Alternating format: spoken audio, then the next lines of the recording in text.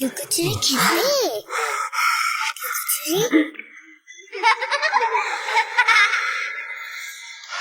তুমি লুকাও, আমি ঠিকই তোমাকে খুঁজে পাবো।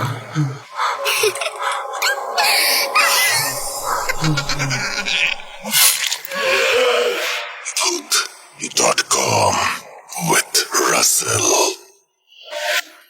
Welcome back. আপনাদের সবাইকে স্বাগত জানাচ্ছি আমি রাসেল। আশা করছি আপনারা সবাই ভালো আছেন, ভালোর দলে আছেন। আমিও ভালো আছি আর ভালোর দলে আছি। নতুন একটা ঘটনায় যাব, যেভাবে লেখা আছে আমি সেভাবেই পড়ে শোনাচ্ছি। আসসালামু আলাইকুম রাসেল ভাই ও প্রিয় লিসেনার্স, কেমন আছেন আপনারা?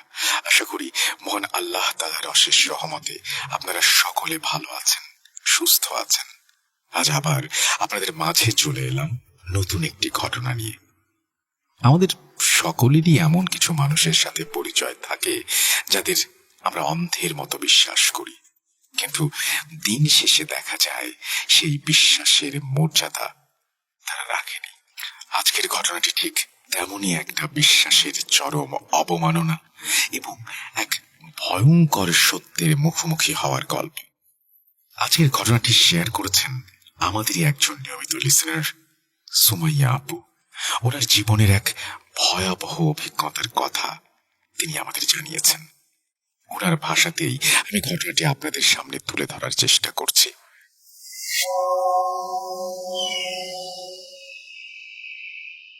আসসালামু আলাইকুম, আমার নাম সুমাইয়া। আমার জীবনের এই ঘটনাটি বেশ পুরনো। আমি তখন টিনেজার ছিলাম, বয়সে বেশ ছোট বলা যায়। আমার একজন কাজিন ছিলেন, সম্পর্কে আমার খালাতো আপু। তিনি আমার থেকে বয়সে বেশ বড় ছিলেন। আপুর যখন বিয়ের বয়স হলো তখন অনেক জায়গা থেকেই বিয়ের প্রস্তাব আসছিল, কিন্তু আপু কেন জানি না কাউকেই পছন্দ করছিলেন না। পরে আমরা জানতে পারি আপু আগে থেকেই একজন ছেলেকে পছন্দ করতেন। তাদের মধ্যে বেশ কয়েক বছরের সম্পর্ক ছিল।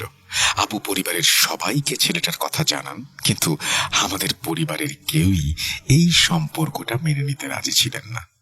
এর পিছনে অবশ্য কিছু কারণও ছিল। ছেলেটার পরিবার এবং আপুদের পরিবারের মধ্যে বেশ কিছু পার্থক্য ছিল। তাদের চাল চলন, রীতিনীতি সবকিছুই একটু আলাদা ধরনের। আর সব থেকে বড় কথা, আমাদের পরিবার ছিল খুব রক্ষণশীল, তাই পরিবারের বড়রা কিছুতেই রাজি হচ্ছিলেন না। কিন্তু আপু ছিলেন একেবারে নাছোড় বান্দা। তিনি জেদ ধরে বসে থাকেন। পরিবারের সবার সাথে অনেক কথা কাটাকাটি হয়, অনেক মন কষাকষি চলে। আপনারা তো জানেনই আমাদের সমাজে এমনটা হলে ঠিক কি ধরনের পরিস্থিতির সৃষ্টি হয়। শেষমেশ আপুর জেদের কাছে সবাইকে হার মানতে হয়। আপুর পরিবার বাধ্য হয়েই সেই ছেলের সাথে আপুর বিয়ে দিয়ে দেন। বিয়ের পর আপু তার শ্বশুর বাড়িতে চলে যান। ওনাদের বাড়িটা ছিল অনেক দূরে, বলতে গেলে শহরের কোলাহল থেকে বেশ কিছুটা বাইরে। বাড়িটি ছিল মৌলভীবাজার জেলার শ্রীমঙ্গল উপজেলার চাবাগান মহল্লায়। এই বাড়িটা সাধারণ কোনো বাড়ি ছিল না, বাড়িটা ছিল অনেক পুরনো। শুনলে অবাক হবেন, বাড়িটা সেই ব্রিটিশ আমলের তৈরি। বিশাল বড় একটা বাংলো বাড়ি, চারিদিকে অনেক বড় বড় গাছপালা। বাড়ির ভেতরে বেশ কয়েকটা বড় বড় বাগান। এর মধ্যে একটা বাগানের মাঝখানে অনেক পুরনো আমলের একটা ফোয়ারা ছিল। ফোয়ারার চারপাশে সাদা রঙের পাথরের তৈরি কিছু নকশা। দেখলেই বোঝা যায় বাড়িটার বয়স অনেক। পুরো বাড়িটাই ছিল একতলা, কিন্তু এর বিশালতা ছিল চোখে পড়ার মতো। আপুর বিয়ের পর এই বাড়িতেই তিনি থাকতে শুরু করেন। আমি আপুর বিয়ের কিছুদিন পর স্কুল ছুটি থাকায় আপুর শ্বশুর বাড়িতে বেড়াতে যাই। সেখানে যাওয়ার পর প্রথম দিনেই আমার কাছে পরিবেশটা কেমন যেন অদ্ভুত লাগে। আপুর শাশুড়ি, মানে ওই বাড়ির বয়স্ক মহিলা, ওনার স্বভাব চরিত্র ছিল বেশ অন্যরকম। উনি এমনিতে সবার সাথে খুব ভালো ব্যবহার করতেন ঠিকই, কিন্তু ওনার ভেতরে একটা প্রচন্ড কড়াকড়ি ভাব ছিল। ওনার কিছু নির্দিষ্ট নিয়ম কানুন ছিল যা ওই বাড়ির সবাইকে মেনে চলতে হতো। যেমন ধরুন, একটি নির্দিষ্ট সময়ের পর ওনার কাছে যাওয়া বারণ। ওনার সাথে কেউ কথা বলতে পারতেন না, এমনকি বাড়ির কাজের লোকেরাও ওনার আশেপাশে ঘেঁষতে পারতেন না।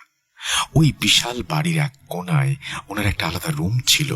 সেই রুমে উনি ছাড়া আর কারো ঢোকার অনুমতি ছিল না। আপু আমাকে আগেই সতর্ক করে দিয়েছিলেন আমি যেন ভুল করেও ওই রুমের আশেপাশে না যাই। আমি একদিন আপুকে জিজ্ঞেস করেছিলাম যে উনি ওই রুমে একা কি করেন। আপু আমাকে বলেছিলেন ওনার শাশুড়ি সেখানে নাকি একা বসে ইবাদত করেন। তিনি নাকি আল্লাহ তাআলার ধ্যানে মগ্ন থাকেন, আর তাই তিনি চান না ওই সময় কেউ তাকে বিরক্ত করুক। আপুর কথা শুনে আমি আর কিছু বলিনি। একজন বয়স্ক মানুষ, ওনারা একটু নিভৃতে ইবাদত বন্দেগী করতে পছন্দ করতেই পারেন। এটা তো খুব স্বাভাবিক একটা ব্যাপার। কিন্তু এই স্বাভাবিক ব্যাপারের আড়ালে যে কত বড় একটা ভয়ঙ্কর সত্য লুকিয়েছিল তা আমি তখন একেবারেই বুঝতে পারিনি। বাড়িটার ভেতরের নকশা সম্পর্কে আপনাদের একটু ধারণা দেওয়া দরকার। মূল দরজা দিয়ে ভেতরে ঢুকলেই বিশাল বড় একটা হলরুম। এই হলরুমটা এত বড় ছিল যে আমি আপনাদের বোঝাতে পারবো না। আপনারা যারা বড় বড় পুরনো বাড়ি দেখেছেন তারা হয়তো কিছুটা আন্দাজ করতে পারবেন। হলরুমের মাঝখানে একটা বিশাল ডাইনিং টেবিল রাখা ছিল। টেবিলটা এত লম্বা ছিল যে একসাথে অনেক মানুষ সেখানে বসে খেতে পারত। হলরুমের এক পাশে পুরনো আমলের ফায়ার প্লেস ছিল। মেঝের টাইলস গুলো ছিল সাদা কালো চেক করা, আর বাড়ির ছাদ ছিল অনেক উঁচু। এই ডাইনিং টেবিলটার একটা বিশেষত্ব ছিল। আপু আমাকে বলেছিলেন ওনাদের বাড়িতে যখন কোনো বড় অনুষ্ঠান হতো বা অনেক মেহমান আসতো তখন এই টেবিলেই সবাইকে খাবার দেয়া হতো। আমার কাছে পুরো বাড়ির পরিবেশটা কেমন যেন অন্য দেশের পুরনো কোনো জমিদার বাড়ির মতো লাগত।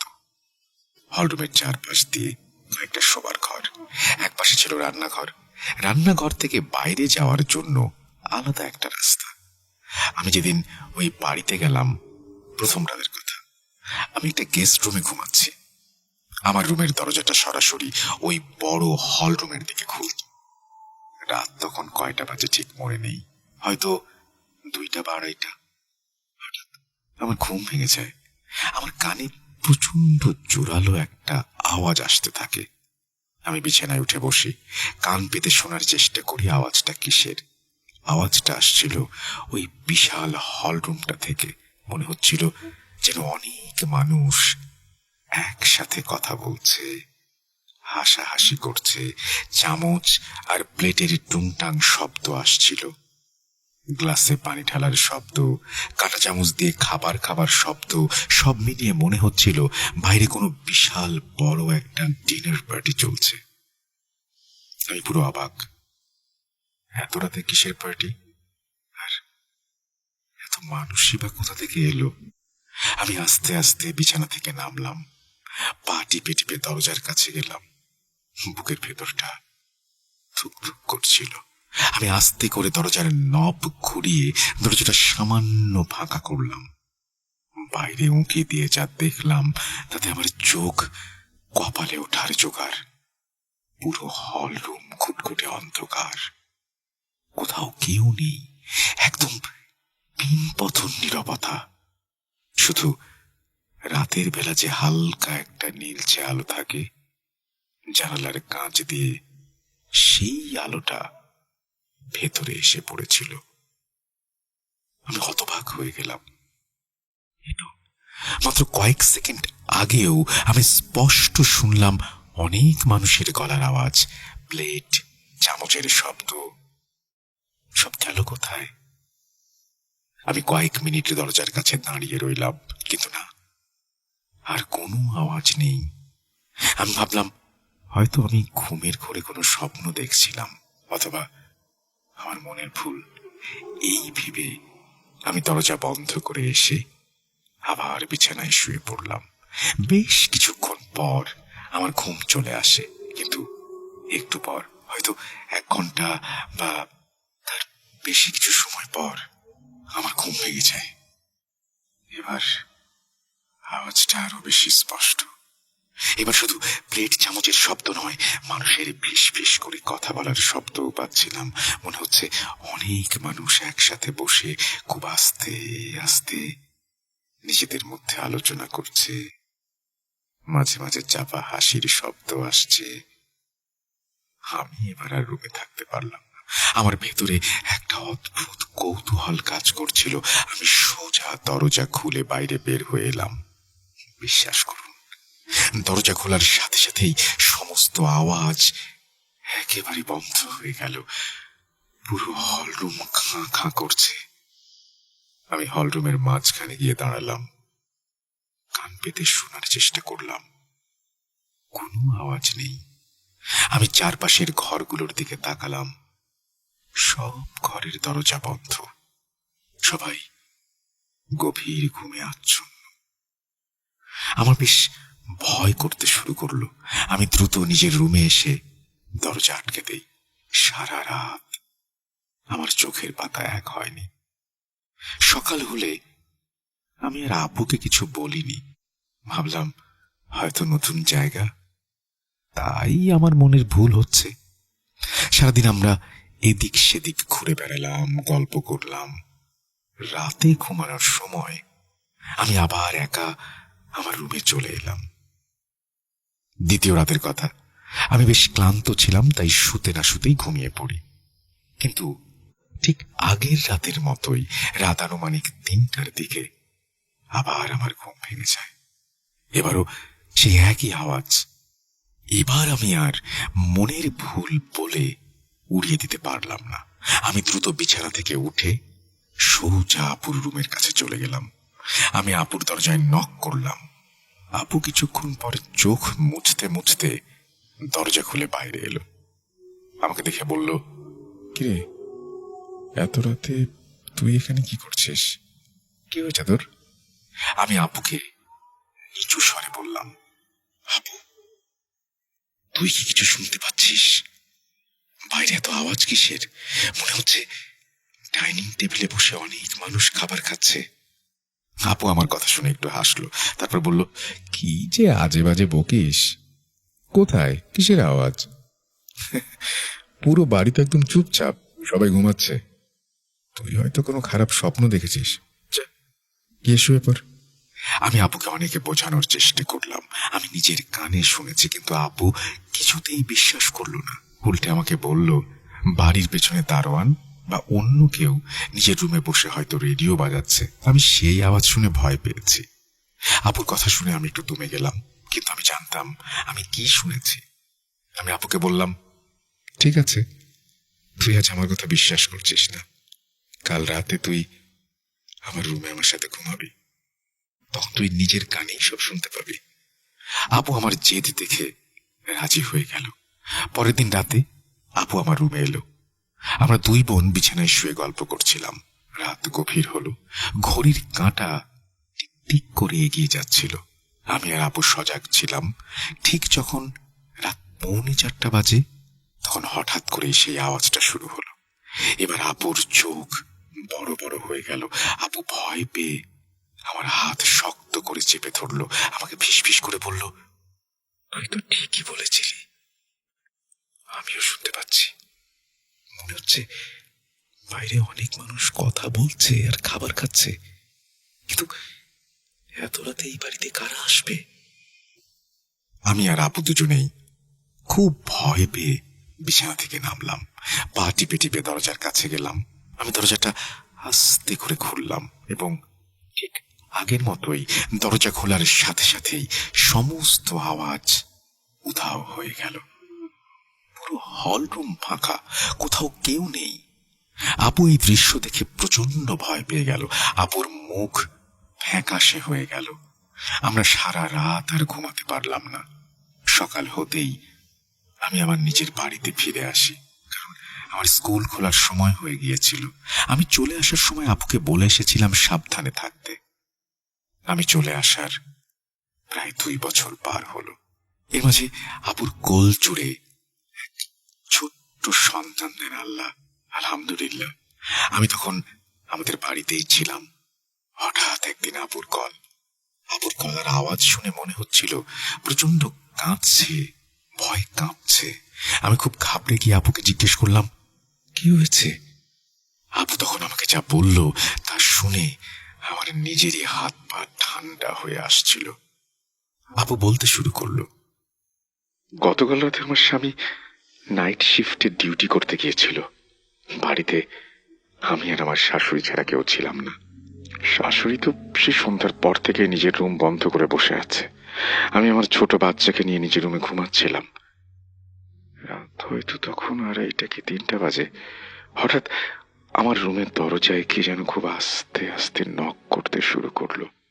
আমি প্রথমে ভেবেছিলাম হয়তো আমার স্বামী ডিউটি থেকে তাড়াতাড়ি ফিরে এসেছে। আমি বিছানা থেকে উঠে দরজা খুললাম। বাইরে কেউ ছিল না, পুরো হল রুম অন্ধকার। আমি ভাবলাম হয়তো মনের ভুল, আবার এসে শুয়ে পড়লাম। কিন্তু একটু পরেই আবার সেই নক করার আওয়াজ। এবার আওয়াজটা খুব জোরে। আমি আবার দরজা খুললাম, এবারও কেউ নেই।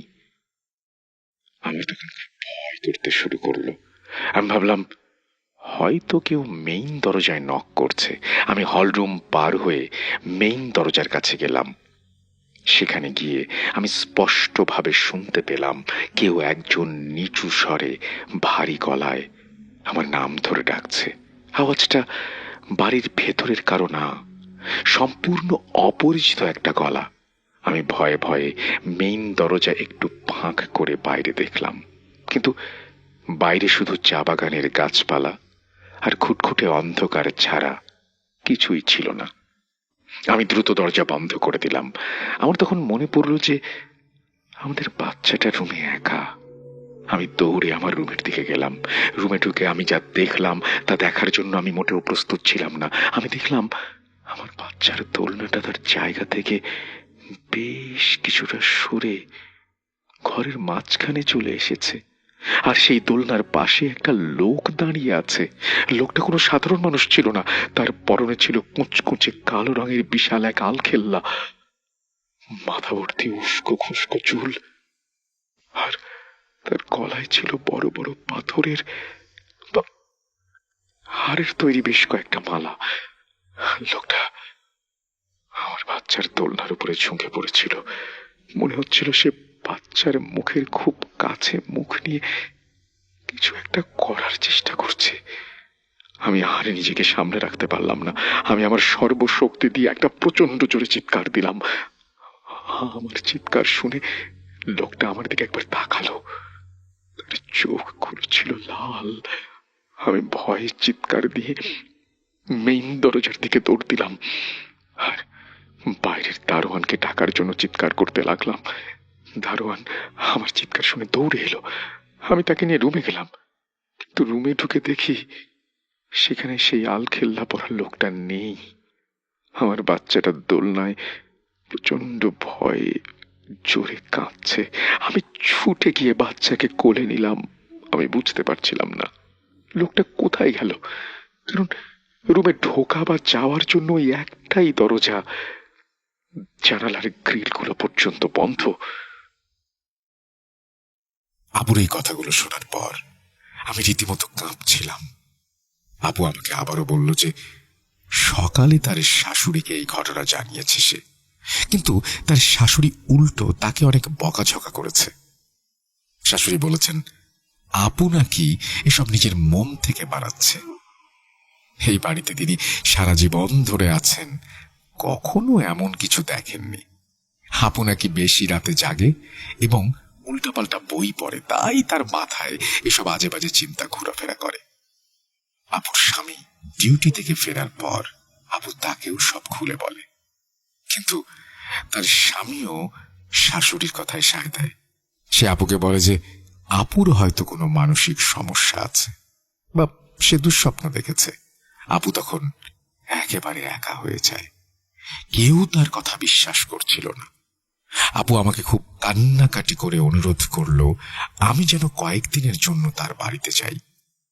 আপুর এই অবস্থা দেখে আমি আর মানা করতে পারলাম না। আমি পরের দিনই আপুর শ্বশুর বাড়িতে গিয়ে হাজির। আমি যাওয়ার পর আপু আমাকে জড়িয়ে ধরে অনেকক্ষণ কাঁদল।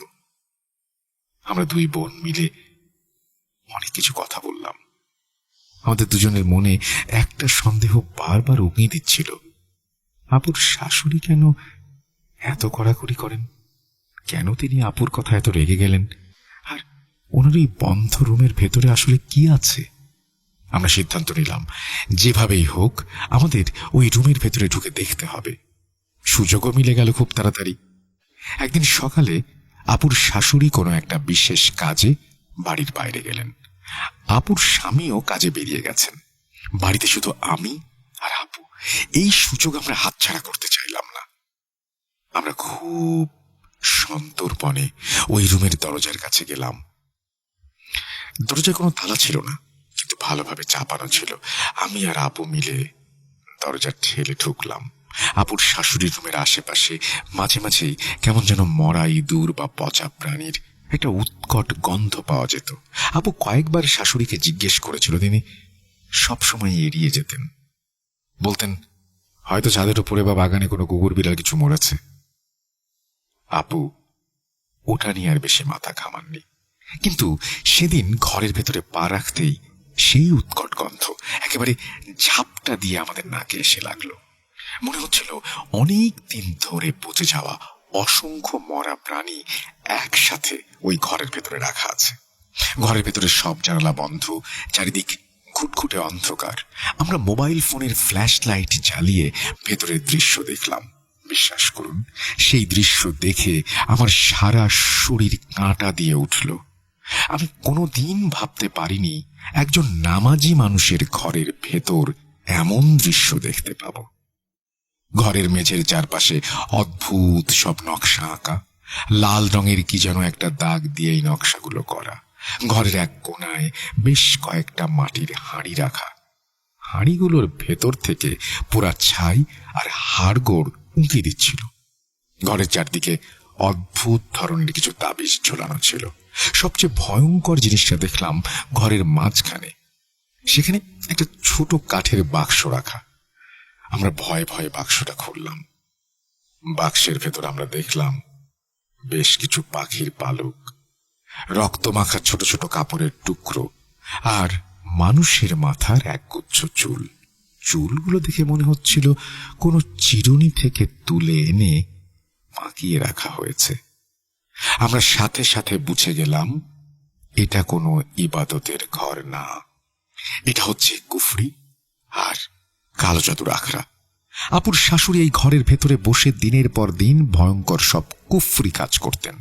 আর ওই যে আলখেল্লা পরা লোকটা যাকে আপু দেখেছিল, সে আসলে কোনো মানুষ ছিল না, সে ছিল ভয়ঙ্কর খারাপ জিন, যাকে ওই মহিলা কুফরি করে এই বাড়িতে আটকে রেখেছিলেন বা ডেকে এনেছিলেন। আমরা আর এক মুহূর্ত ওই ঘরে দাঁড়ালাম না। আমরা দ্রুত ঘর থেকে বেরিয়ে এসে দরজা আগের মতো করে আটকে দিলাম। আপু তো ভয়ে থরথর করে কাঁপছিল। আপু বলল, আমি আর একদিন ওই বাড়িতে থাকবো না। এই মহিলা তো মানুষ না, একটা ডাইনি। নিজের কুফরি কাজের জন্য আমার বাচ্চার ক্ষতি করতে চেয়েছিলেন। সেদিন সন্ধ্যায় আপুর স্বামী বাড়ি ফেরার পর আপু তাকে সব কথা খুলে বলে। প্রথম দিকে আপুর স্বামী খুব রেগে যায়। সে কিছুতেই বিশ্বাস করতে চাচ্ছিল না যে তার মা এমন কিছু করতে পারে। সে আপুকে অনেক বকাঝকা করে, কিন্তু আপু এবার আর চুপ করে থাকলো না। আপু তাকে জোর করে ওই রুমের ভেতরে নিয়ে যায়। নিজের মায়ের ঘরের এই ভয়ঙ্কর অবস্থা নিজের চোখে দেখে আপুর স্বামী হতবাক হয়ে যায়। তার মাথায় যেন আকাশ ভেঙে পড়ে। সে বুঝতে পারে আপু এতদিন যা যা বলেছে সব সত্যি। সে কোনো কথা না বলে ঘর থেকে বেরিয়ে আসে। আপুর স্বামীর এক চাচা ছিলেন, যিনি বয়সে বড় এবং এই পরিবারের অনেক পুরনো ইতিহাস জানতেন। আপুর স্বামী সাথে সাথে তার চাচার কাছে যায় এবং তাকে এই বাড়ির ব্যাপারে আর তার মায়ের ওই ঘরের ব্যাপারে সবকিছু বলে। চাচা সব শুনে একটা দীর্ঘশ্বাস ফেললেন। তারপর তিনি এমন এক সত্য প্রকাশ করলেন যা শুনে আমাদের সবার পায়ের তলার মাটি সরে যাবার জোগাড়। চাচা বলতে শুরু করলেন, আমি জানতাম একদিন না একদিন এই সত্যটা সামনে আসবে। এই বাড়ির ইতিহাস খুব কালো, খুব ভয়ঙ্কর। এই বাড়িটা তোমরা কেনার অনেক আগে থেকেই একটা অভিশপ্ত জায়গা হিসেবে পরিচিত। এটি ব্রিটিশ আমলে এই অঞ্চলে একজন খুব অত্যাচারী জমিদার থাকতেন। এই বাড়িটা ছিল তার। সে অত্যন্ত নিষ্ঠুর প্রকৃতির মানুষ ছিল। এলাকার মানুষের ওপর সে অকথ্য নির্যাতন চালাতো।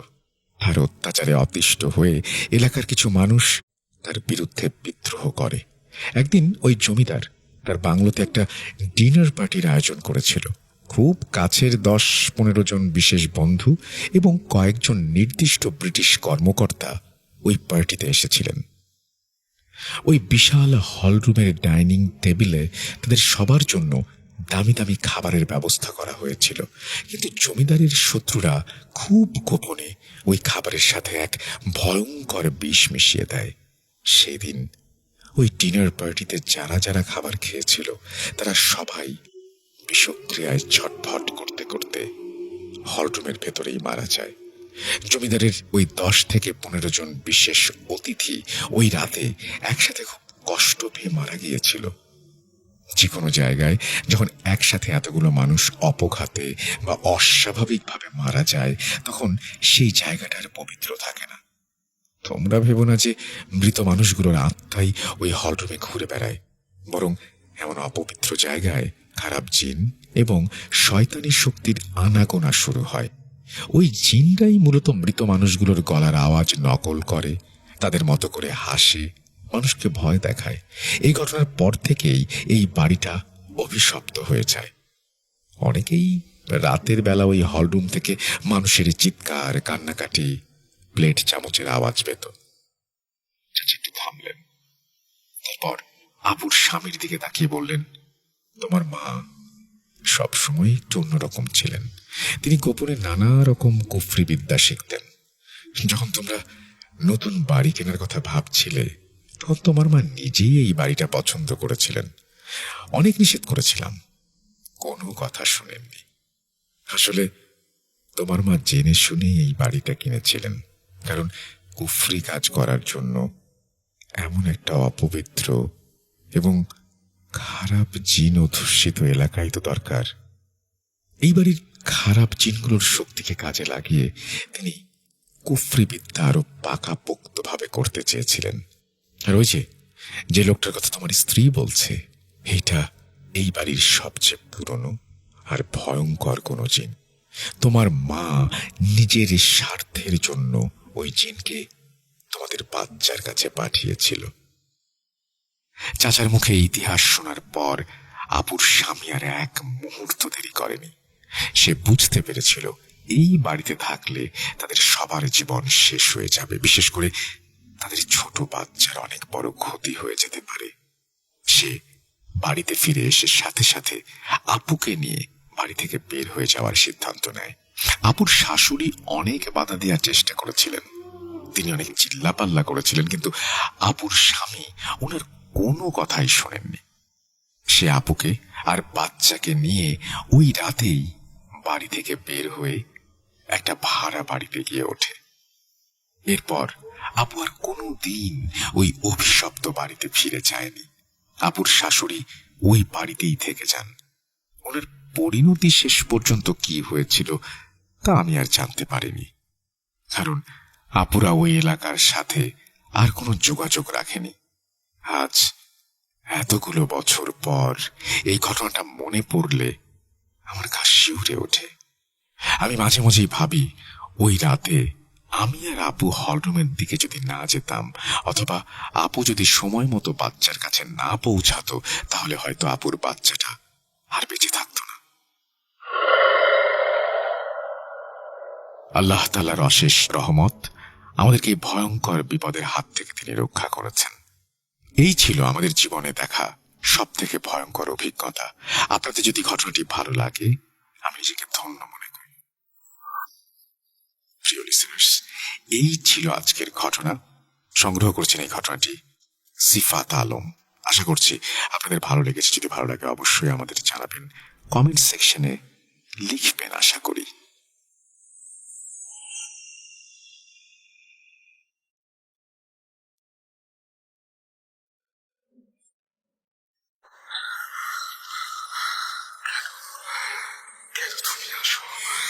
আমি শুধু তোমার সাথেই থাকতে চাই। কিভাবে সম্ভব?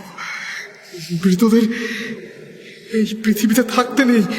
তুমি তুমি চলে যাও, চলে যাও, প্লিজ চলে যাও। সবটাই জগতের কেউ কখনো হাজির হয়ে যায় চোখের পলকে। ভূত.com with Russell। ওয়েলকাম ব্যাক, আপনাদের সবাইকে স্বাগত জানাচ্ছি। আমি রাসেল। আশা করছি আপনারা সবাই ভালো আছেন এবং ভালোর তলে আছেন। আমরা দুটো ইমেল শুনলাম, এরপরে সরাসরি চলে যাব অডিও ক্লিপে। আশা করছি প্রথম থেকে শেষ পর্যন্ত শুনবেন এবং ভালো লাগবে আপনাদের। এখনো পর্যন্ত আপনারা আমাদের ওয়েবসাইটটি ভিজিট করেছেন কি? যদি ভিজিট করে না থাকেন তাহলে এখনই চলে যান www.booth.com.bd তে এবং সেখানে গিয়ে আপনি পেতে পারেন অসংখ্য ঘটনা। জাস্ট আপনি যদি সাইন আপ করেন তাহলেই পেয়ে যাবেন booth.com আইডি এবং ঢুকে পড়তে পারবেন যদি চান অন্য ভুবনে। চলুন আমরা ঘটনায় যাই।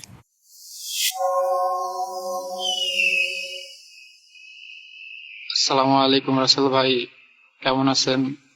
আশা করি ভালো আছেন আর আপনি সবসময় ভালো দলেই থাকেন। আর প্রিয় লিসেনার্স সবাইকে আমার পক্ষ থেকে আসসালামু আলাইকুম। আমি মোহাম্মদ আদ্রিয়ান আকাশ। আমার হোম টাউন হচ্ছে পাবনা জেলা ফরিদপুর থানা। অ্যান্ড আমি বর্তমানে মালয়েশিয়া কুয়ালালামপুরে একটি কোম্পানিতে কর্মরত অবস্থায় আছি। অ্যান্ড কথা না বেরিয়ে আমি ঘটনায় চলে যাচ্ছি সরাসরি। আজকে আমি আপনাদের সঙ্গে শেয়ার করব হচ্ছে আমার লাইফে ঘটে যাওয়া একটি দুর্দান্ত কাহিনী। সেটা হচ্ছে আমি যখন অ্যাম্বুলেন্সে জব করতাম, আমি ঢাকাতে অনেক আগে থেকেই জব করি অ্যাম্বুলেন্সে, বঙ্গবন্ধু শেখ মুজিব মেডিকেল ইউনিভার্সিটিতে যখন জব করতাম তখনকার একটি ঘটনা। তো আমি যার সাথে থাকতাম তার নাম হচ্ছে ফারুক ভাই। ওনার বাসা হচ্ছে মহেশখালী। তো উনি আর আমি একদিন হচ্ছে সাতক্ষীরা গেছি। আমাদের এখান থেকে এই হসপিটাল থেকে একটা ডেড বডি নিয়ে যাচ্ছি আমরা রাত্রে। হিন্দু তারা, তার ওয়াইফ অ্যান্ড তার ছেলে আর তার আম্মা অ্যান্ড যে মৃত ব্যক্তিটি ছিল তার কফিনে মোড়ানো ছিল না, ঠিক হচ্ছে সাদা কাফনে মোড়ানো ছিল সেই লাশটি। তো আমরা নিয়ে যাচ্ছি অনেক। তখন এখান থেকে যখন আমরা হচ্ছে রওনা দিয়েছিলাম তখন হচ্ছে বিকাল 4:30টার মতো বাজে। তখন আমরা এখান থেকে যাওয়ার সময় গেলাম, পরে হচ্ছে গিয়ে যাত্রাবাড়ি গিয়ে হচ্ছে অ্যাম্বুলেন্সে হচ্ছে গ্যাস নিলাম। গ্যাস নেওয়ার পরে আমরা আবার রওনা দিলাম হচ্ছে সাতক্ষীরার উদ্দেশ্যে। তো ওখান থেকে যাওয়ার পরে মাওয়াঘাট ফেরিঘাটে গেলাম। ফেরিঘাটে যাওয়ার পরে অনেকক্ষণ ওয়েট করার পরে ফেরি পেলাম। ফেরি পাওয়ার পরে ফেরিঘাট থেকে পার হলাম খুব ভালোভাবে, আলহামদুলিল্লাহ। পার হওয়ার পরে হচ্ছে যখনই আমরা গাড়িটি ছেড়ে দিলাম তখন কোনো প্রবলেম হচ্ছিল না, বাট হচ্ছে অনেকক্ষণ যাওয়ার পরে কেমন জানি গাড়িটা একটু ডিস্টার্ব দেওয়া শুরু করছে। তখন আমরা ভাবছি হয়তো গাড়ি কোনো প্রবলেম হতে পারে, হ্যান ত্যান ফ্যান এমন কিছু। তো গাড়িটি ব্রেক করলাম একটা দোকানের কাছে, দোকানে চা নাস্তা করলাম। করার পরে আবার গাড়িটি স্টার্ট দিলাম, আবার রওনা দিলাম। মাঝখানে কোনো প্রবলেম হয়নি। তো যেতে যেতে অনেক জায়গায় আমরা ব্রেক করছিলাম গাড়ি। ব্রেক করার পরে চা খেয়েছি, নাস্তা করছি, করার পরে আবার রওনা দিয়েছি। পরে ওখানে যেতে যেতে ভোর হয়ে গেছিল, প্রায় ভোর সকাল হয়ে গেছিল। পরে ওইখান থেকে নামিয়ে দিয়ে আসার পরে আমরা রেস্ট নিয়ে ঘুমালাম। ঘুমানোর পরে এখন মেন কাহিনী পয়েন্টটা হচ্ছে ভাইয়া এখানে হচ্ছে, সেটা হচ্ছে আমরা গাড়ি নিয়ে সরাসরি গোপালগঞ্জ চলে আসছি। মানে আমরা হচ্ছে অ্যাম্বুলেন্সের লাইনে এমন যে হচ্ছে আমরা যেখান থেকে লাশ কিংবা রোগী নামিয়ে দেব ওইখান থেকে আসার সময় আমরা অনেকে কলিগ আছে আমাদের, তাদের কাছে আমরা সব জানিয়ে দিই যে আমাদের গাড়িটা ঢাকা থেকে আসছে, যদি কোনো রোগী থাকে কিংবা লাশ থাকে তাহলে বলতে পারেন, আমরা নিয়ে আসবো। আর ওখান থেকে ওরা ভাড়া ঠিক করে দেয়, পরে আমরা নিয়ে আসি বাংলাদেশের যে কোনো প্রান্তে। সো যাওয়ার পরে এখন আমরা গোপালগঞ্জ আসছি। এসে হচ্ছে আমরা পুলিশ লাইনের সামনে বসে আছি। গাড়ি ব্রেক করে একটা স্টলে বসে থেকে চা খাচ্ছি। পরে একটু পরে একজন পুলিশ অফিসার আসছে, অনেক অন্য 3-4 জন সহ আসলো। আসার পরে বলতেছে যে আমাদের এখানে একটা ডেড বডি আছে, নিয়ে তোমরা হচ্ছে ফরিদপুর হচ্ছে বোয়ালিয়া গ্রাম না গোয়ালিয়া, হ্যাঁ অনেকদিন আগের তো আমার তো খেয়াল নেই, তো ওখানে ওকে নিয়ে যেতে হবে। তো ওনার সাথে কথা বললাম, আমাদের গাড়ির মালিকের সঙ্গে কথাই বলাই দিলাম। তো 5,000 টাকা ভাড়া ঠিক করে দিল, ঠিক আছে। তো বলতেছে এখান থেকে আমার জানাজা পড়ানোর পরে তারপর নিয়ে যাবে। তো লাস্টটা এমন ছিল, সে হচ্ছে রিলেশন করতো, যাই হোক তার হচ্ছে একটা ওয়াইফ আছে, তারপরে সে রিলেশন করতো। যে মেয়ের সঙ্গে রিলেশন করতো সেই মেয়েটা তাকে অনেকভাবে ব্ল্যাকমেল করছে, তো গলায় রশি নিয়ে সে মারা গেছে। সে পুলিশ ভাইটি, ঠিক আছে। তো আমাদের এই কথা বলার পরে পরে আমরা হচ্ছে দেখলাম গলার এখানে অনেক দাগ, মানে তার মানে একজন রশিনে মারা গেলে যেমনটা হয়, আমার তো শরীরের লোম দাঁড়িয়ে যাচ্ছে আমার ভাই, আমি কি বলবো, আমি ভয় পাচ্ছি অনেক, আমার অনেক। পরে হচ্ছে ই করার পরে নিলাম, যেহেতু অনেক পুলিশ ওইখানে, মানে এত সবাই পুলিশ জানাজার নামাজ পড়লো, আমরা গিয়ে পড়লাম 2 জন ফারুক ভাইয়ের আমি গাড়িটা হচ্ছে পাশে রেখে, আমাদের বললো যে তোমরা যদি কিছু খেতে চাও তাহলে খেয়ে নিতে পারো, ক্যান্টিনে চলো। পরে আমাদের ক্যান্টিনে নিয়ে গিয়ে খাওয়ানোর পরে অনেকক্ষণ পরে আমাদের এখন রওনা দিতে হবে সন্ধ্যার আগে। এখন সন্ধ্যার আগে রওনা দেবো। আমাদের সাথে 2টা পিক আপ যাবে, পুলিশের পিক আপ ভ্যান। তো সামনে একটা, মাঝখানে আমরা, লাস্টে একটা।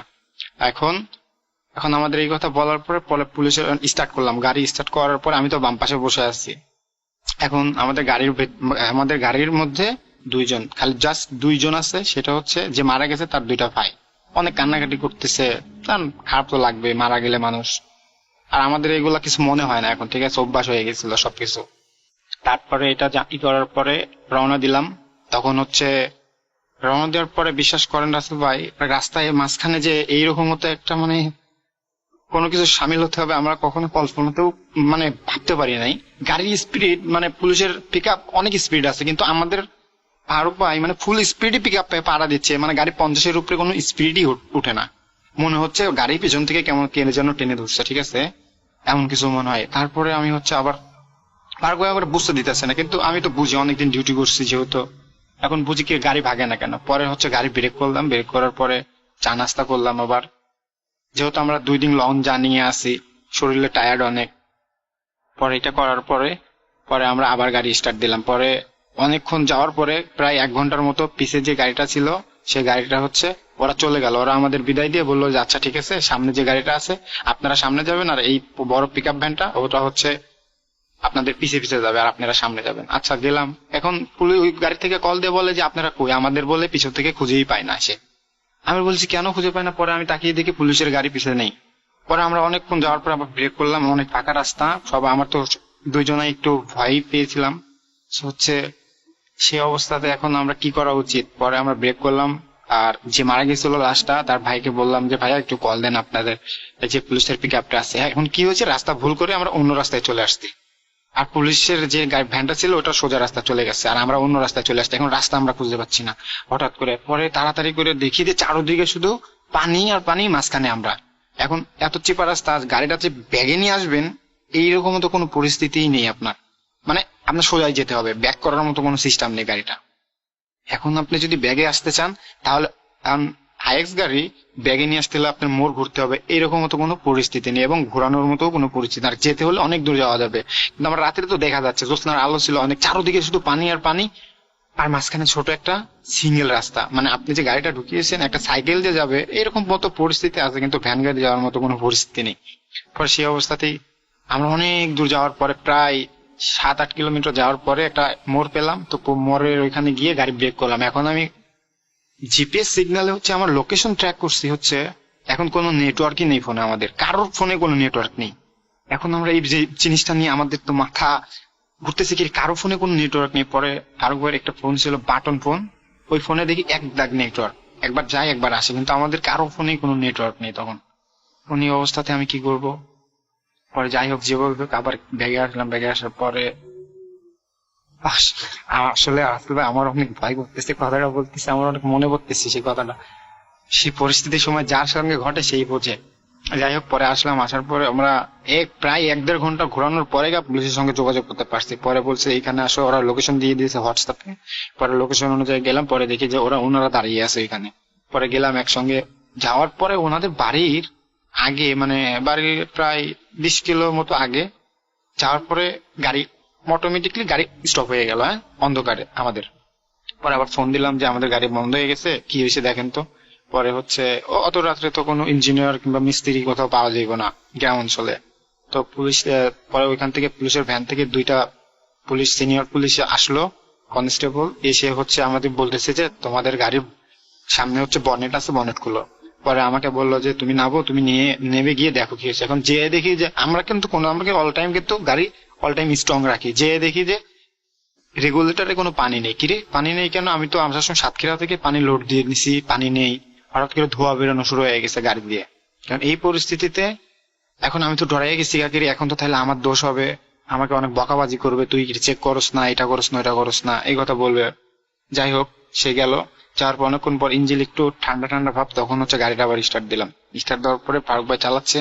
গাড়ির স্পিড কোনো মতেই 50-এর উপরে ওঠে না। 50 স্পিড মানে বুঝেন, 50 স্পিড মানে সাইকেল দিয়ে 50 স্পিডে যাওয়া যায়, কিন্তু পুলিশের পিক আপ ভাগতেছে অনেক জোরে, কিন্তু আমরা পুলিশের পিক আপকে কোনোভাবেই ধরতে পারছি না ভাই। এই পরিস্থিতিতে পরে হচ্ছে যেভাবে একটু একটু অনেক করে গেলাম। যাওয়ার পরে যখন হচ্ছে ওনার বাসায় পৌঁছাইলাম, অনেক মানুষজন এখানে, এত মানুষজন, আমি মানে কি বলবো একটা লাশকে দেখার জন্য। মানে পরে যখন ওনাকে নামালাম, নামানোর পর চা পাতা দিয়ে ঢাকানো ছিল ওনার হচ্ছে পুরো শরীর, আমরা ঢেকে নিয়ে আসছিলাম। মানে ওইখান থেকে পুলিশ লাইন থেকে, গোপালগঞ্জ পুলিশ লাইন থেকে ওনা করে দিয়েছিল, সব কফিন টফিন করে চা পাতা দিয়ে সব ক্লিয়ার করে দিয়েছিল। পরে ওটা নামানোর পরে বিশ্বাস করেন রাসেল ভাই, আপনারা আমি কিভাবে বোঝাবো, আমি যখন লাস্টটা তখন আমি নামাই, ঠিক আছে, আমার সঙ্গে কেউ 2-3 জন হেল্প করে, কিন্তু সামনে আমি থাকি মাথার ওইখানে থাকার পরে যখন আমি লাশটাকে নামালাম, তখন আমার কেমন যেন মনে হলো লাস্ট আমার হাত টেনে ধরতেছে, ঠিক আছে, কিন্তু আমি ওই পরিস্থিতিতে চিৎকারও দিতে পারতেছি না, কিন্তু লোকজন অনেক আছে, কিন্তু আমি বুঝতেছি আমাকে হাতটা ধরছে, কিন্তু কারণ আমি বুঝাইতে পারতেছি না, হাত ছাড়তেছে না। সবাই কিন্তু তাকায় আছে আমার হাতের দিকে তাকানোর পরে আমারে বলতেছে তুমি ওনার হাত ধরে আসো কেন? আমি বলছি কই আমি ওনার হাত ধরে আছি, উনি তো আমার হাত ধরে আছে।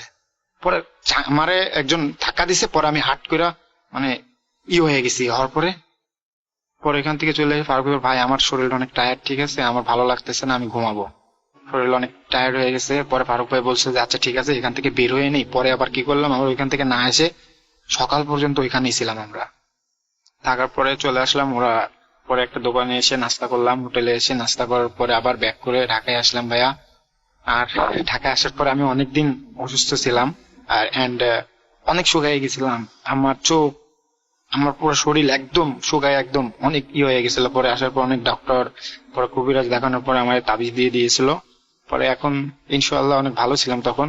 তারপরে অনেকদিন জব করার পরে কি করলাম, চলে আসলাম। পরে চাকরি বাদ দিয়ে দিয়েছিলাম ওখান থেকে। চাকরি বাদ দেওয়ার পরে আবার হলি ফ্যামিলি রেড ক্রিসেন্ট মেডিকেল হসপিটালে জব করলাম কিছুদিন, করার পরে আবার এই যে এখন বর্তমানে মালয়েশিয়া থেকে আসি, আর এখন এখান থেকে কানেক্টেড আছে। আর আমি ভূত ম্যামের অনেক বড় একজন ফ্যান। আমি অ্যাম্বুলেন্সে সবসময় আমার কোনোদিন মিস হবে না ভাইয়া, যে আমি ডেইলি মানে আমার কোনো মিস নেই। অনেক আগে থেকে আমি হচ্ছে অ্যাম্বুলেন্সে এফএম শুনতাম, ঠিক আছে, অ্যাম্বুলেন্সে এফএম চালু করে এফএম শুনতাম একা একা, কারণ অ্যাম্বুলেন্সে ঘুমাতাম আমরা রাতে, ঠিক আছে, ওখানে কেউ থাকতো না, হয়তো আমি থাকতাম, কিংবা ড্রাইভাররা থাকলে ড্রাইভাররা বাসায় চলে যেত, কিন্তু আমি তো বাসা নিয়েছিলাম না, অ্যাম্বুলেন্সে আমাকে থাকতে হতো রাতে। এই জন্য রাতে অ্যাম্বুলেন্সে থেকে পরে দেখতাম যে শুক্রবার কবে আসবে, শুধু ওয়েট করতাম ভূত এফএম শুনবো। পরে আমরা কয়েকজন ফ্রেন্ড সার্কেল মিলে গাড়ির দরজা জানালা খুলে ভূত এফএম শুনতাম সবাই আমরা একসঙ্গে। যাক, আশা করি সবাই ভালো থাকবেন। এই ছিল আমার ঘটনা আমার কাছে, আর ভালো লাগলে রাসেল ভাই শেয়ার করবেন। আমার কাছে অনেক ঘটনা আছে ভাই, একদম সিরিয়াসলি অনেক ঘটনা আছে। আশা করি নেক্সট ডে ঘটনা কানেক্ট হলে আমি আপনাকে পাঠাবো অনেক। আর এখন একটু ফ্রি আছি আমি, এই জন্য আমি আরো কয়েকটা ঘটনা আমি আপনাকে শেয়ার করবো নেক্সট ডে। তো ভালো থাকবেন লিসেনার্স। রাসেল ভাই আসসালামু আলাইকুম ওয়া রাহমাতুল্লাহি ওয়া বারাকাতুহু, আর দোয়া করবেন আমার জন্য।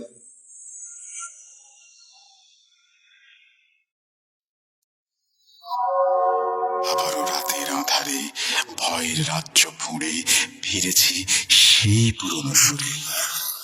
বিশ্বাস করা বা না করা আপনার ব্যাপার। The old music comes alive. Truth.com. The fear returns with Russell. Welcome back. আশা করছি আপনারা সবাই ভালো আছেন এবং ভালোর তলে আছেন। আমিও ভালো আছি আর ভালোর তলে আছি। আমরা 2 মিলিয়ন সেলিব্রেশনে আছি, আপনারা জানেন সেটা, এবং এই 2 মিলিয়ন সাবস্ক্রাইবার পাওয়াটা আমাদের জন্য কিন্তু অনেক বড় একটা সাহসের ব্যাপার। আপনাদের এই সাপোর্ট, আপনাদের এই ভালোবাসার কারণেই সামনে এগিয়ে যাবার সাহস পাই। আমরা পরবর্তী ঘটনায় যাব, আর একটা অডিও ক্লিপ শুনে আসবো। আশা করছি প্রথম থেকে শেষ পর্যন্ত আমাদের সঙ্গেই থাকবেন। চলুন শুরু করা যাক। আসসালামু আলাইকুম রাসেল ভাই, কেমন আছেন? আপনাকে কেমন আছেন প্রশ্ন করাটি যদিও বোকামি, কারণ আপনি সবসময় ভালোর দলে, আর আমরা সবাই চাই আপনি সবসময় ভালো থাকুন। আমার নাম কামরুল হাসান, আমি ভূত এফএমের একজন পুরনো লিসেনার। আর এখন ভূতফিল্ম বন্ধ হয়ে যাওয়ার পরে ভূত.com-এরও গল্প বা ঘটনাগুলি আমি শুনে থাকি। তো আজকে আমি আমার নিজের একটি ঘটনা, নিজের বলতে আমার শোনা, মানে বড় খালার কাছ থেকে শোনা একটি ঘটনা সকলের সাথে শেয়ার করতে চাচ্ছি। তো ঘটনাটি শুরু করার আগেই আমি কিছু কথা বলে নিতে চাই, যাতে ঘটনাটি বুঝতে সুবিধা হয়। যেহেতু আমার বড় খালার সাথে ঘটনাটি ঘটে, তো ঘটনাটি অবশ্যই আমার নানা বাড়ি রিলেটেড। আর আমার নানা ছিলেন সাবেক চেয়ারম্যান। তো ঘটনাটি বলার পূর্বে আমি আমার নানা বাড়ির কিছু অবস্থান বলতে চাই। যেমন আমার নানা বাড়ির সামনে একটি পুকুর রয়েছে, আবার পিছনে একটি পুকুর রয়েছে। তো সামনের পুকুরটিকে তারা দরজার পুকুর এবং পিছনের পুকুরটিকে বাড়ির পুকুর বলে থাকে।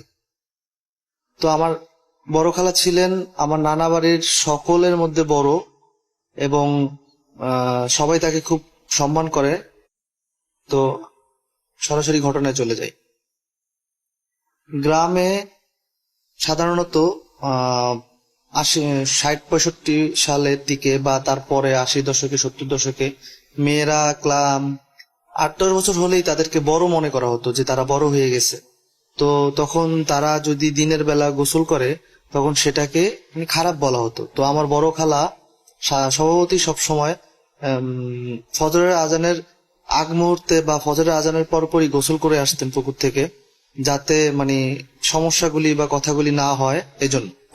তো সেদিনও একই রকম ভাবে আমার বড় খালা গোসলের উদ্দেশ্যে যায়, ঘুম ভেঙে যায় তার, তখন সে গোসলের উদ্দেশ্যে যায়। কিন্তু সে তখন ঘড়ি ছিল না বলে, তিনি বা তাদের কাছে ঘড়ি ছিল না বলে তিনি সময় সম্পর্কে সঠিক ধারণা তাদের কাছে ছিল না, কারণ তারা তখন আজানের উপর ভিত্তি করেই গোসল করতো বা বিভিন্ন জায়গায় যেত। তো তখন আমার বড় খালা যখন গোসলের উদ্দেশ্যে যায় তখন কয়টা বাজে সে জানতো না, কিন্তু সে ভেবেছিল যে এটা ফজরের আজানের কিছুক্ষণ পূর্বে। তো তিনি স্বাভাবিকভাবে সবাই ঘুমোচ্ছে, তিনি উঠে গোসলের উদ্দেশ্যে যান। গোসল করতে যখন ঘাটে যান তখন প্রতিদিনের চেয়ে তার কাছে একটু খটকা লাগে যে প্রতিদিন যেরকম একটু আবছায়া আলো আলো আসতে থাকে, কিন্তু আজকে এখন আলো আসেনি।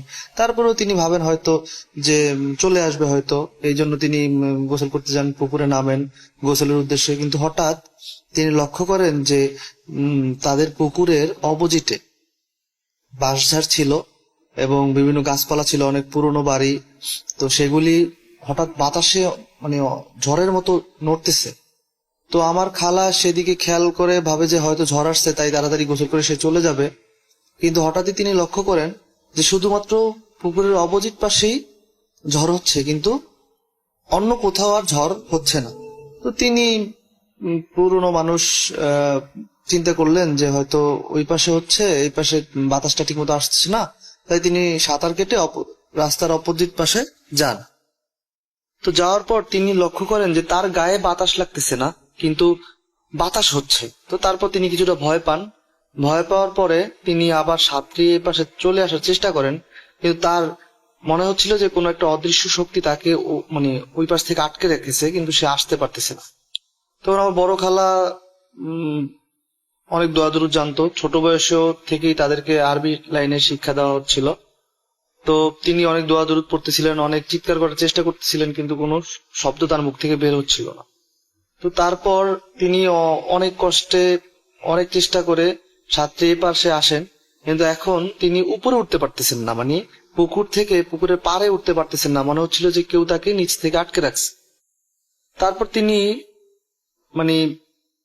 চিৎকার করতে চেষ্টা করতেছিলেন, বারবার করতে চেষ্টা করতেছিলেন। পুকুর পাড়ে আবার আমার বড় খালার ফুপু আমার এক নানু থাকতেন। তো উনার বাসাটা আলাদা ছিল, আমার ওই নানা সম্ভবত অন্য কোথাও থাকতেন, তো তিনি এখানেই থাকতেন। তো তিনি অনেক চেষ্টা করতেছিলেন, চিৎকার করতেছিলেন, কেউ শুনতেছিল না, ওনার মুখ থেকে কোনো শব্দ বের হচ্ছিল না। পরে আমার বড় খালা দেখলেন যে একজন লোক সাদা মতো হুজুর টাইপের আর কি, যে অনেক লম্বা ফর্সা, তার সামনে দিয়ে ক্রস করতেছে। আর সামনে কিছু ছিল, কালো মতো কিছু লোকের মতো ছিল, যাদেরকে তিনি ধরে নিয়ে যাচ্ছে। তো পরে আমার বড় খালা সেটা দেখার পর সেখানে চিৎকার করে সেন্সলেস হয়ে যায়। তখন শব্দ না মানে শোনা যাচ্ছিল না। তো তখন আমার এক ওই নানু আর কি বের হয়েছিল ওয়াশরুমে যাওয়ার জন্য।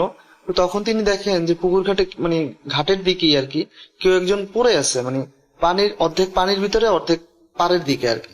তো তখন তিনি তাড়াতাড়ি, হ্যারিকেন ছিল তখন তাদের কাছে, তো হ্যারিকেন নিয়ে যায়, দেখে যে তারই বড় ভাইয়ের মেয়ে মানে আমার বড় খালা সেখানে সেন্সলেস অবস্থায় পড়ে আছে। তো তারপর তিনি চিৎকার করেন, চিৎকার করলে বাড়ির মানে আমার নানা, তারপর নানার ভাই, সবাই আমার মামারা সবাই যায়। যাওয়ার পরে সেখান থেকে খালাকে নিয়ে আসা হয়।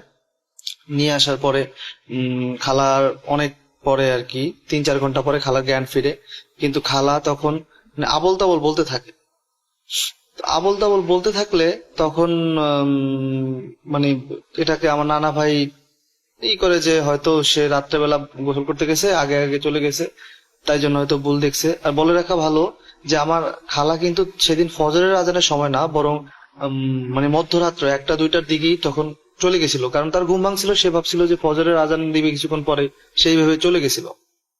তো এইভাবে আমার বড় খালা আবল তাবল বলে, তারপর তার পাশে কেউ বসলে খামচি দেয়, এভাবে এরকম অনেক কিছু করে।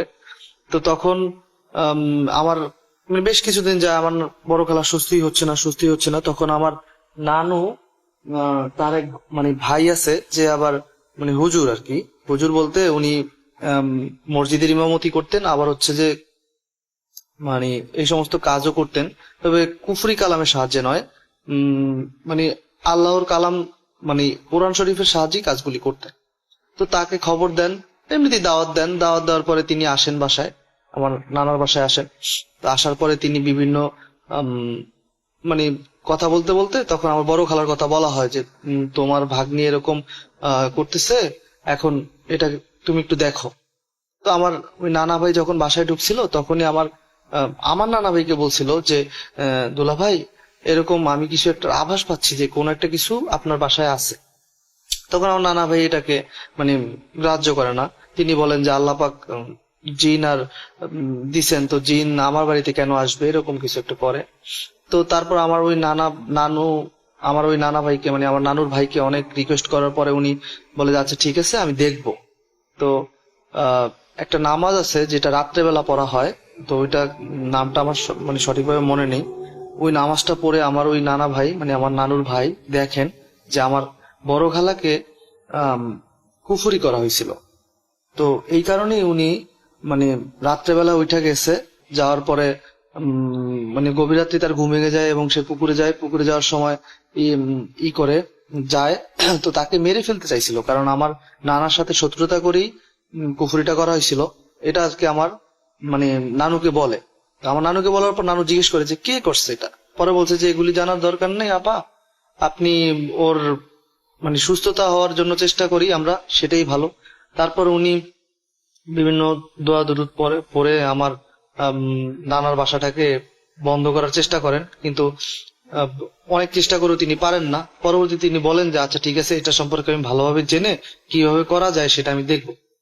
তো তিনি 3 দিন পরে আসেন, সাথে আরো 2-3 জন লোক আসে তার সাথে। তখন তিনি বলেন যে ওর উপরে মানে ভাগ্য ভালো, ওকে মেরে ফেলার জন্য করা হয়েছিল, কিন্তু ওর সাথে হয়তো অন্য কারো দোয়া আছে বা আপনাদের দোয়া আছে, এই কারণে ওকে সবগুলি মানে যে খারাপ জিনগুলির মাধ্যমে আমার বড় খালাকে আক্রমণ করা হয়েছিল, সেই জিনগুলি সবগুলি আমার খালার মধ্যে প্রবেশ করতে পারে না। কেবল একটা জিন ছিল, সেই জিনটা মানে একটু বেশি খারাপ ছিল, এই জিনটা আক্রমণ করতে পারছে।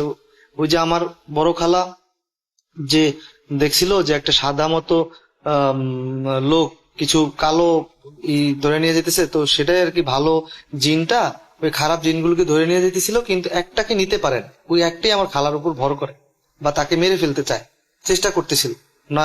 আর সেদিন যদি সবগুলিকে নিতে না পারতো তাহলে সেখানেই মেরে ফেলতো।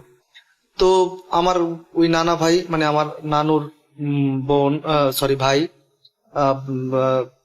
ওই যাদেরকে আনছে তারা আবার কুফরির কাজ করে। আমার নানা ভাই আবার কুফরির কাজ করার পছন্দ করে না বা করেন না, এগুলি যেহেতু ইসলামে হারাম। তো উনি অনেক যাদেরকে আনছিল তারা অনেক করে বেশ কিছু তাবিজ পেয়েছে আমার নানুর মানে আমার নানা বাড়ির ঘরের ভিতরে আশেপাশে। তো এগুলিকে সঠিকভাবে মানে উঠাইয়া তারপর বলে যে তোমরা যেহেতু এর উপর একটা গেছে, তো তোমরা একটা গরু বা 2টা খাসি জবাহ করে গরিব মিসকিনদের খাওয়াই দিবা। আর এগুলি যেদিন খাওয়াবা সেদিন ভোরবেলায় মানে শুক্রবার দিন খাওয়াবা। শুক্রবার দিন একটা শুভ দিন, ভালো দিন। আর শুক্রবার দিনই আমরা এটাকে খালে বা নদীতে মানে এই তাবিজগুলিকে ফেলে দিব। কারণ খাল বা নদী যার মধ্যে স্রোত আছে সেখানে কোনো কিছু ফেলে দিলে নাকি সেগুলি ধ্বংস হয়ে যায় যদি খুলে ফেলে দেওয়া হয়। পরে সেই তাবিজগুলি খোলা মানে খুলে দেখার একটা কৌতূহল হয় আমার নানুর। আমার নানু তারপর বলার পরে সেগুলি খোলা হয়, দেখা যায় যে সেটার ভিতরে অনেকগুলি চুল বা আমার বড় খালার জামা কাপড়ের কাটা ছিঁড়া অনেক অংশ আছে। তো তখন আমার নানু আর কি জিজ্ঞেস করে যে কে করছে, আমরা একটু জানতে চাই। তখন আমার নানা ভাই বলে যে অবশ্যই আপনাদের আপন কেউই করছে, তা না হলে তো এগুলি পাইতো না। কারণ মেয়ে মানুষের কাছ থেকে এগুলি নিতে তাদের অনেক করতে হয়েছে। তো এগুলি জানার দরকার নেই, সবসময় সাবধানে থাকবেন। এর মধ্যে বলে রাখা ভালো, আমার বড় খালার কিন্তু অবস্থা খুব খারাপ হয়ে যায়। আমার বড় খালার এর মধ্যে মানে পাগলামি করে, তারপর তিনি ঘর থেকে বের হয়ে যান, জামা কাপড় ঠিক রাখেন না, ছিঁড়ে ফেলেন, নিজেকে নিজে মানে অনেকবার আত্মহনন করার চেষ্টা করেন। কিন্তু আল্লাহর হুকুম মতে ওই তাবিজগুলি উঠিয়ে ফেলার পরে এবং বাড়িটাকে মানে বন্ধ করার পরে আস্তে আস্তে আমার বড় খালা মানে একটু হলেও স্বাভাবিক হন, কিন্তু পুরোপুরি হন না। তো সেগুলি যখন পুরোপুরি ধ্বংস করা হয় এবং আল্লাহর নামে গরিব মানুষদের যখন খাওয়ানো হয় তার ঠিক বেশ কিছুদিন পর আমার বড় খালা সুস্থ হয়ে যান। তো এই ছিল আমার ঘটনা রাসেল ভাই, ভালো লাগলে শোনাবেন। আর আমার গল্পটা হয়তো আমি গুছিয়ে বলতে পারিনি, কারণ আমি কখনো এরকম বলিনি, শুনেছি, শোনা থেকে বলা। তো সামনে আমার আরো অনেক ঘটনা আছে, কারণ যেহেতু আমার মানে নানা বাড়ি এবং দাদা বাড়ি অনেক পুরনো বাড়ি এবং তারা অনেক পুরনো লোক ছিলেন, তাদের মানে আমার মা, খালা, চাচা, অনেক বড় পরিবার। তো এইখান থেকে অনেক ঘটনা আমি শুনেছি। যদি সুযোগ হয় কখনো স্টুডিওতে গিয়ে শোনাবো। আর দোয়া করবেন আমার জন্য, আমার পরিবারের জন্য, আমার সাথে সবাই ভালো থাকি, ভালো থাকুক। ভূত.com এগিয়ে যাক, এভাবেই দোয়া রইল। আসসালামু আলাইকুম রাসেল ভাই, ভালো থাকবেন।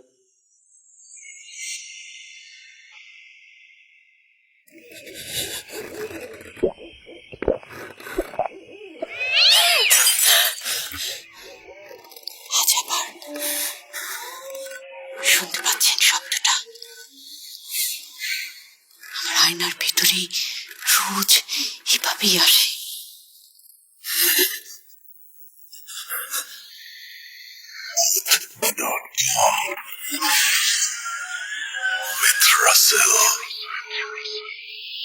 আরো একবার আপনাদের সবাইকে স্বাগত জানাচ্ছি। আমি রাসেল। আশা করছি আপনারা সবাই ভালো আছেন এবং ভালোর তলে আছেন। আমিও ভালো আছি আর ভালোর তলে আছি। তৃতীয় অডিও ক্লিপে যাব, তবে তার আগে ছোট্ট করে একটা অনুরোধ করি আপনাদের সবার কাছে। আর সেটি হচ্ছে, যদি আজকের এই এপিসোডটি আপনাদের ভালো লাগে তাহলে অবশ্যই শেয়ার করবেন বন্ধুদের সাথে। যারা এখনো পর্যন্ত সাবস্ক্রাইব করেননি, অনুগ্রহ করে সাবস্ক্রাইব করে নেবেন এবং বেল আইকনটি ক্লিক করতে ভুলবেন না। আমরা চলে যাব আমাদের পরবর্তী ঘটনায়।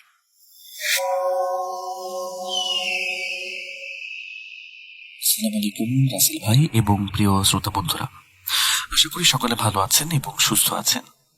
আমি মোহাম্মদ সাবিত আলম বলছি ময়মনসিংহ বিভাগ থেকে। আজকে আমি আপনাদের যে ঘটনাটি শোনাবো সেটা উবাইদ সাহেবের জীবনে। ঘটনাটি বেশ কয়েক বছর আগের। ঘটনাটি আমাকে বলেছিলেন আসলাম নানা। উবাইদ সাহেব ওনার চাচাতো ভাই আদিল এবং জ্যাঠাতো ভাই ইয়াসির সেবার ইন্টারমিডিয়েট পরীক্ষা শেষ করেছেন। রাজশাহীর উপশহর এলাকায় ওনাদের একটি বড় যৌথ পরিবার ছিল। পরীক্ষার পড়াশোনার চাপ শেষ হওয়ার মাত্র 2-4 দিন ওনারা শান্তিতেই কাটিয়েছিলেন।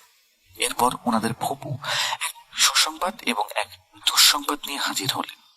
সুসংবাদটি ছিল ফুপুর ছেলে মোকাররম ভাইয়ের বিয়ে ঠিক হয়েছে এবং সেটি হতে হবে মাত্র 1 মাসের ভেতর। অনেকদিন পর পরিবারের এমন একটি বড় বিয়ের আয়োজন হবে বলে ওনারা সবাই ভীষণ রোমাঞ্চিত ছিলেন। কিন্তু দ্বিতীয় খবরটি উবাইদ সাহেবের জন্য মোটেও সুখকর ছিল না। প্রভু ভেবেছিলেন এই ছেলেদের অবসর সময়টাকে একটু কাজে লাগানো যাক। মোকাররম ভাইয়ের জন্য ছাদের উপর একটি নতুন ঘর প্রস্তুত করা হচ্ছিল। ছাদের একপাশে একটি খালি ঘর আগে থেকেই ছিল। সেখানে রাজমিস্ত্রি ডেকে একটি অ্যাটাচড ওয়াশরুম বানানোর কাজ চলছিল। এরপর সম্পূর্ণ ঘরে রং করার কাজ বাকি ছিল। সমস্যা হলো ফুপুর বাড়িতে ফুপু ছাড়া আর কেউ থাকতেন না। ওনার একমাত্র বিবাহিতা মেয়ে হুমায়রা আপা থাকতেন বগুড়াতে। হুমায়রা আপার স্বামী হামিদ ভাই কোনো কারণে ভীষণ রেগেছিলেন। হামিদ ভাইকে মারানোর জন্য ফুপুকে সেদিন বগুড়া রওনা হতে হয়, আর ফাঁকা বাড়ি ফেলে যাওয়ায় ওনার পক্ষে সম্ভব ছিল না। মোকারম ভাইও সাথে যাচ্ছিলেন। এদিকে বাড়ির মিস্ত্রিরা কাজ করছিল। জামাইকে বুঝিয়ে মেয়েকে নিয়ে আসতে 4-5 দিন সময় তো লেগে যাওয়ার কথা। ফুপু উবায়দ সাহেবের বাবা চাচাদের সামনে পরিস্থিতির এমন এক করুণ চিত্র আঁকলেন যে ওনারা তাৎক্ষণিক রাজি হয়ে গেলেন। ওনারা বলে দিলেন উবায়দ এবং আদিল ফুপুর বাড়িতে সবাই গিয়ে থাকবে। চাচা তো এই কথাও বলে দিলেন যে ওনাদের খাওয়া দাওয়ার কোনো সমস্যা হবে না। উবায়দ সাহেব এবং আদিল সাহেব একে অপরের মুখের দিকে তাকিয়ে রইলেন। ওনারা ছিলেন স্বভাবতই একটু আরামপ্রিয় মানুষ। ঘরের বয়স্করা যদি বাজার করার মতো সাধারণ কোনো কাজের কথা বলতেন, তাতে ওনাদের গায়ে যেন জ্বর চলে আসতো। আর এখানে মিস্ত্রিদের মাথার উপর দাঁড়িয়ে থেকে কাজ করানো, এটা ওনাদের পক্ষে অনেক কঠিন ছিল। বাড়ি কাছাকাছি হলেও ওনারা কখনো এর আগে ফুপুর বাড়িতে রাত কাটাননি। দিনের বেলায় আসা যাওয়া হতো, কারণ ফুপু তো প্রায় প্রতিদিনই ওনাদের উপশহরের বাড়িতে যেতেন। উবায়দ সাহেবের এই বাড়িতে 1 সপ্তাহের মতো থাকার কথা ছিল, কিন্তু এই 1 সপ্তাহ ওনারা কি করবেন তা ওনাদের নিজেদের জানা ছিল না। সন্ধ্যার দিকে ওনারা সবাই মিলে কিছু চাঁদা তুললেন। ইয়াসি সাহেবকে পাঠিয়ে শহরের একটি নামকরা দোকান থেকে বান, কাবাব এবং কোল্ড ড্রিঙ্কস নিয়ে আসলেন। ওনাদের এক প্রকার ছোটখাটো পার্টি হয়ে গেল। রাতে ডিসাইড হলো পরদিন সকালে ছোট ভাইয়ের দোকান থেকে বিখ্যাত ছোলার ডাল এনে সবাই নাস্তা করবেন। ফুপুর বাড়ির নকশাটি ছিল একটু ভিন্ন ধরনের। ওনাদের থাকার ব্যবস্থা হয়েছিল ছাদের উপর। ছাদে 2টি ঘর পাশাপাশি ছিল। নিচের তলায় মূল ঘরগুলো সম্পূর্ণ তালাবদ্ধ। ছাদের যে ঘরটিতে ওনারা ছিলেন সেখানে একটি মাত্র খাট ছিল, আর মেঝেতে ছিল কিছু পাতা। এটি মূলত একটি স্টোর রুমের মতো। ফুপুর পুরাতন অনেক জিনিসপত্র, ট্রাঙ্ক, তোশক এবং সংসারের নানা জিনিস সেখানে ছিল। এই ঘরটিতে একটি বিশাল জানালা ছিল যা ছাদের উল্টো দিকে খুলতো, আর সেই জানালা ঠিক বাহির ছেড়ে পড়েছে। জানালার বাইরে নিচে তাকালে দেখা যেত মাটিতে অসংখ্য পাকা জাম পড়ে আছে। ছাদের গঠনটি এমন যে জানালার ওপাশ দিয়ে ঘুরে আবার ছাদের এক পাশে আসা যেত, যেখানে মূল ঘরগুলো অবস্থিত। বাতাস চলাচলের জন্য জায়গাটি বেশ উন্মুক্ত ছিল। এই স্টোর রুমটি ঠিক পাশের ঘরটি মোকারম ভাইয়ের জন্য প্রস্তুত হচ্ছিল। সেটি এখন সম্পূর্ণ ফাঁকা। সেখানে কেবল রঙের কিছু খালি ডিব্বা এবং কাঠের টুল রাখা ছিল, আর সেই ফাঁকা ঘরের ঠিক বাইরে একটি ছোট ওয়াশরুম বানানোর কাজ চলছিল। তখন পর্যন্ত ওয়াশরুমটি মাত্র 3 ফুট উচ্চতার একটি অর্ধেক দেয়ালে গাঁথা। ভেতরের মেঝেতে শক্ত সিমেন্ট ঢালাই দেওয়া হয়েছিল। উবায়দ সাহেবেরা যে ঘরে ছিলেন সেখানে মোকারম ভাই হয়তো মাঝে মধ্যেই থাকতেন, কারণ সামনের দেয়ালে একটি পেরেক মোকারম ভাইয়ের একটি পুরাতন কুর্তা